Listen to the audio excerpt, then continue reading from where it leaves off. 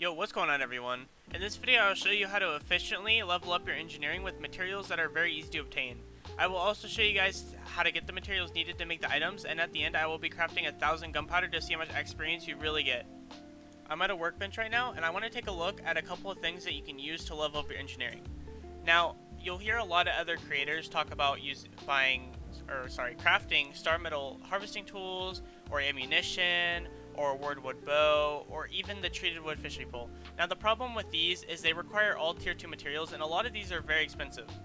Even the wordwood bow, for example, the wordwood bow that a lot of people recommend, where is the wordwood bow? Oh, it's right here. It requires wordwood planks, and wordwood planks sell for a lot on the auction house. I think I made over 1,000 gold making wordwood planks and selling them.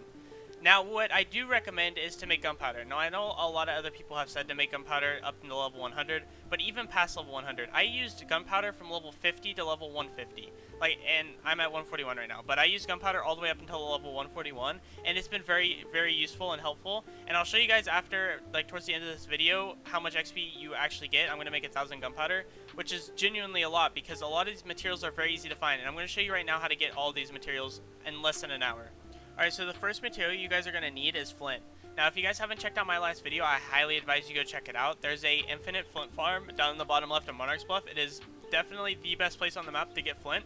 There's about 50 flint around on my mark right here, and if you walk down the road and walk back less than 10 seconds, all of this flint will respawn, and it's so nice for farming flint.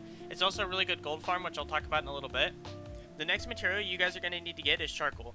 Lucky for you guys, you can use any type of wood to smelt down into charcoal. It could be aged wood, it could be green wood, it could be wordwood. So I recommend you guys go down to the bottom right hand of Brightwood under this shrine, and there are 3 dogs that spawn here. There's a couple other guys for leveling up your logging here as well. You get 82 wordwood per dog every time you skin one of the dogs with your axe.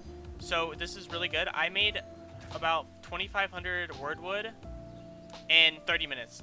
And that's it, and then that turns into about 1,500 charcoal with the bonuses, so that's a really good spot to get charcoal. Now the last material you guys are going to need to obtain to make the gunpowder is saltpeter. Now what I usually do is I usually buy my saltpeter because it is is the hardest out of the 3 to actually get and farm. So I usually buy it in the auction house. Now the prices are a little bit inflated right now. I bought mine for under 0.50. I don't know how much your guys' will be on your servers. All servers are different. But the reason why, and before you guys click off and say, well, I don't want to spend gold, I'd rather farm from using materials and going to get my own stuff and not using the gold that I worked hard for.